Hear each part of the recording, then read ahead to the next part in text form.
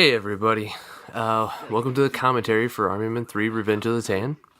My name is Zack Bishop. I wrote the original script, I did some of the voices, and blew up a lot of shit. And you can tell how much of an asshole I am because I am drinking water out of a wine goblet for no apparent reason. That's freshness. Now, so first off, for this commentary, I had helped Sam and Bob make this this video before this.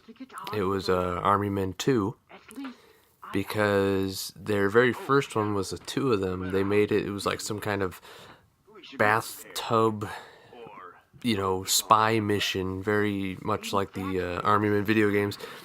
And they blew up like maybe one or two things. It wasn't a big deal. So for the second one, they wanted a bigger, this is great with the city here. It's goddamn ridiculous. We built all those buildings out of paper and glue. I'm sure you couldn't tell with the special effects, but yeah, this was a lot of fun, and we put some work into the actual explosions. Bob filmed everything with his camera, and some of the different angles are from the camera I had at the time. Not super professional, but I remember Sam hated that robot voice over that guy because we could have just done the voice ourselves, but we didn't because we were lazy to a point.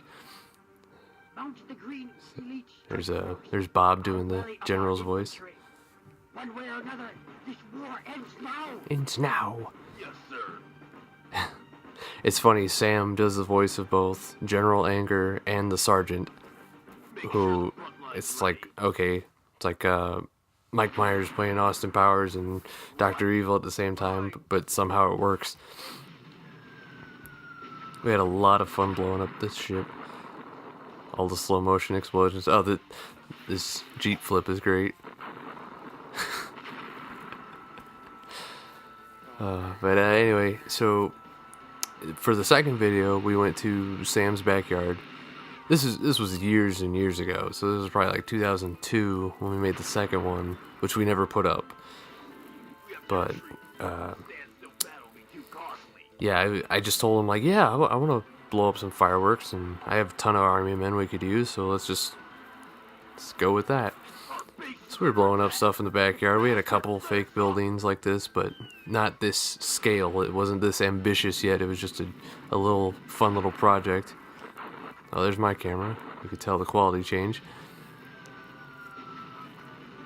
Like, I didn't have the exposure right on my camera, but it ended up working for all the fire and fireworks. They really stood out with that. Did I mention we like slow motion? Because almost everything in this video is in slow-mo at some point. A lot of fire. We like to burn things. Yeah, fast motion for the fire, but slow motion for the actual explosions. And we tried to fill every building with fireworks, or usually I did when no one was looking. I'd put in more. I'm pretty sure I was holding that. Every dangerous firework thing was me holding it, saying, "Oh, I'll do it. Don't worry, I'll do it." But I'm sorry, I'm watching this too. I still love this video. But yeah, so for this third one, we decided, okay, I'll write a script, and we'll just take it from there. We'll make all the stuff ourselves. I have tons of Army Men left over, and I think it was the summer of 2005 was when we filmed this. And I love this very tragic death scene here. I'm sorry, Sarge. The general being held up by hot glue. I trusted General Anger to a peace meeting. That low-class ruffian stabbed us in the back. He's a low-class ruffian. He used my ignorance to his advantage. But I made sure he wouldn't take everything. Sergeant, It's such a there comes a time simple kind of life action movie plot, they must stand up and fight. And the fact that we called it a part 3 when no one had seen the first two was just kind of like a gamble. And like, I think Revenge of the Sith had just come out. So like I said, it was 2005, summer of 2005. And we thought, let's just do it. There was no other expectations than let's just make an Armin video, which gives us the excuse to blow things up.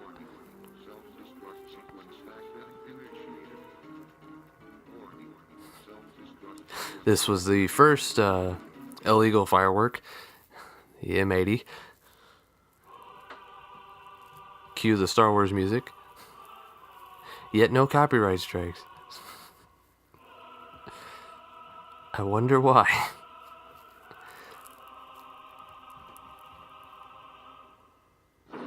Boom. Magnificent.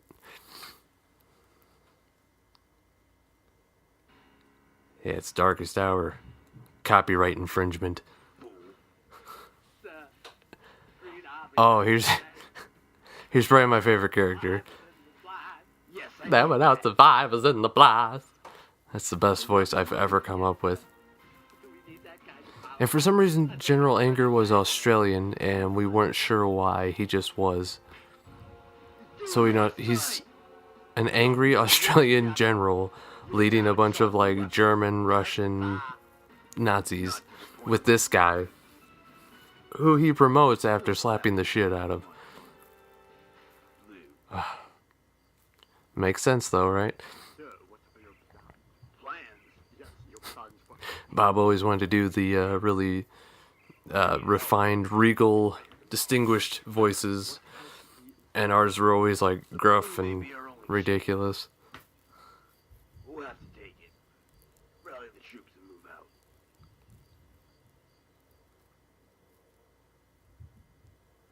out. Ah, here we go. Sven Schneider. I was so sick when we recorded the voices that my voice was like 2 octaves lower than it is now, but I could still talk. It was just really low. So then they used a pitch shifter for that part. But I mean, for the most part, that's basically how I sounded already at the time. Speaking of music, I mean, Bob took Star Wars music, Final Fantasy music, just whatever fit the scene, and it really does help, but at the same time, it's almost distracting from what's happening, because you're like, wait a minute, I know that song. I think GoldenEye was another one, for the Nintendo 64. Oh yeah, it's the Final Fantasy Victory music. Those green scum couldn't have gotten too far. Send a recon group to find them. Their base is pretty tropical, if you think about it.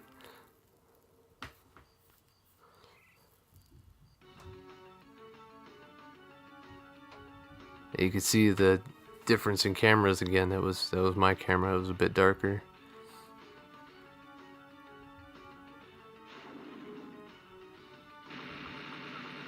I think that was the first camera that I actually used to film anything like this with. So I really didn't know what I was doing. I still don't know what I'm doing, but... Oh, that shot... I thought, oh, wouldn't it be cool to have like this weird negative, you know, the chaos of war, confusion bullshit? And I'm like, looking back, I'm like, yeah, that was bad.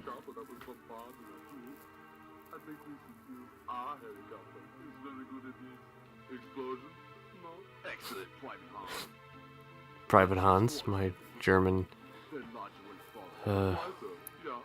soldier voice. General Anger just hates everyone. He's so damn angry. Excellent plan. All right, listen up. From our helicopter report, they know our position. So simultaneously, both groups are making plans at the same exact time. That way, if we hit the bridge hard, we'll send Oh, the Gobi Bridge. Okay, let me explain this real quick. Back in 2005 or whatever, there was a skit on Saturday Night Live with Jimmy Fallon and Horatio Sands. Oh, there's my redneck voice. And it was something called Jared's Room or whatever, some guy in college. And his friend's name was Gobi, so we just loved his character for whatever reason. So they'll call it Gobi Bridge. Oh, there's Bob. That was their dog, a Rottweiler named Annie. Short for Anakin, of course. Turn on you eventually. And So the blue are supposed to be this mysterious group that doesn't side with either the green or the tan, but they're kind of like more scientifically advanced. and the Blue Nation is making military weapons developer. I have this country's And here's Dr. Simmons, which was based off a guy we knew in high school, the voice, so I just did the voice. Kind of sounds like Dr. Evil in a way. I am familiar with this dilemma, Sergeant. Sergeant. For the Tan have stopped purchasing Our more weapons. It seems that they have been developing Weapons on their own weapons are far more horrible than the earth is ours. ever seen. Godforsaken weapons. Genetic Super soldiers. Just think of it. A single warrior. Strength of 100 men. If we were to Simmons. defeat them and harness this power. Simmons, for God's sake. Oh, I apologize. But we have weapons. Of our own. What are they? I've been working on my own super soldier serum. All this but it exposition. is untested. I need some volunteers. But my pompous leader will not allow it. But of course, you know, it was yet another So it's agreed. The blue reason to get more, to really hype up the action in the last half of this. Here's the Gobi Bridge that we built that out of popsicle sticks. But first we had to dig a hole in the backyard at Sam's house. And there just happened to be all this sand, and we're like, okay, this is perfect. We'll make the Gobi Bridge right here. It'll be awesome. No! That was me doing Arnold impersonation.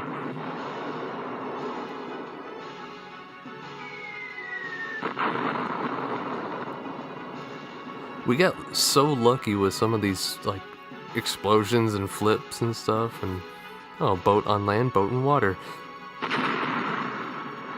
And the whole explosions in water actually came from the second video that we did, because in that one we had these explosive firecrackers that would actually blow up underwater, and we didn't have any this time, but we kind of tried to replicate that with a lot of these bottle rockets that went off underwater somehow. And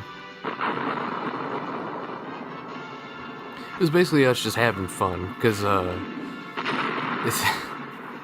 while we were digging the hole and everything, I was sick, so I dug a little bit of the hole, gave the shovel to Sam, walked over to by the woods by the back of his house, and threw up. Then I came back and I'm like, all right, let's keep going. I wasn't sick from digging; it was just I was sick from just being sick. I had like cold or something, or flu. I don't know. Stomach bug. Here we go. The final attack on the Tan headquarters. Prepare for the final battle. Prepare for the final battle, in case you didn't know. The Green Army will be totally annihilated. And there's our super soldiers. Alright, men. This is it. Let's hope our super soldiers hold out. There's the green, yeah. Can you tell? They're green. What the bloody hell? They also have super soldiers? And what's great about the blue being neutral in the story is that they gave super soldiers to each side, so they're kind of like, yeah, you can kill each other as long as we get what we want. Yes, I don't know where that Roman candle came from, but I sure do like it.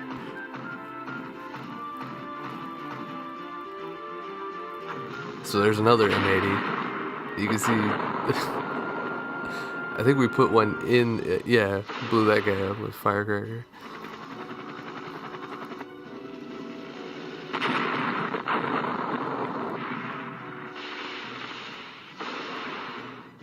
They destroyed each other. How convenient. It looks like it's all up to us now. There's a shot of my camera. See, it captured the fire really well. Oh, this is a great little... Yeah, the bomb didn't go off. This guy's hands up like, no. And I think he was supposed to say something there, but we just forgot to put it in. There's Saturn missiles. The ship over the bridge. That was amazing. As I was saying earlier, we just got lucky on a lot of these shots.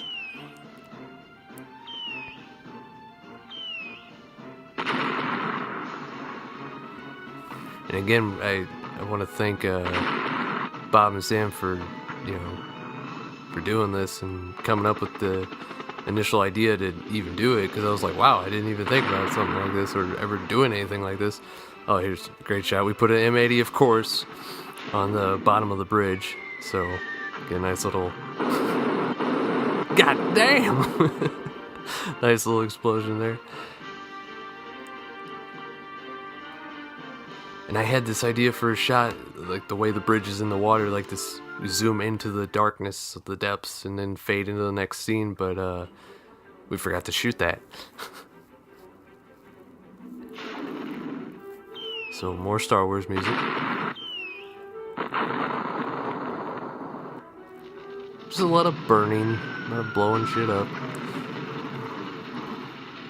So many fireworks. I think I said earlier, every time we'd burn something, I'd make sure there was at least 1 or 2 packets of firecrackers inside.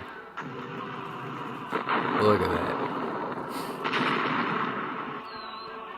I think at one point the grass in the background actually caught on fire. Oh, there's me holding the helicopter with the Roman candle next to it. Another M80. So powerful it made a white flash on the camera. I think it was from the Roman candle, that one specifically. That one shot that went behind it, behind the building. Caught the grass on fire. Yeah.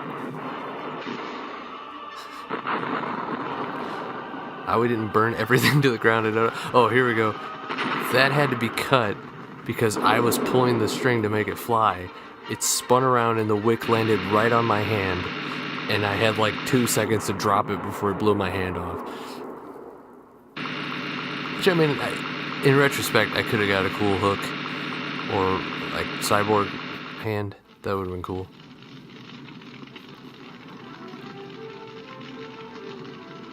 Burn, you bastard, burn. So I think the last time I talked to Sam and Bob, I saw Sam at a Incubus concert about 2 years ago from now, from when I'm recording this. And I haven't talked to him since. And I haven't seen Bob in like 8 or 9 years. God, that explosion was great. But I'd really like to either make another one of these or do like another project like this, because people seem to like it and it was a lot of fun and we all had fun doing it, and yeah, I'd do another one. I was originally going to write a script using terrorism as the next, step. Get away a little bit away from the traditional warfare. Look at that shameless Star Wars font. There's all our voice acting credits. The dog was Annie. Yep. But yeah, I'm actually proud of what we did. It was fun, and I mean, come on, you can't go wrong with blowing stuff up. But I want to thank you all for watching and listening, and hopefully we'll get another one of these in the future. Till then, take care. This is The Business, Zack Bishop.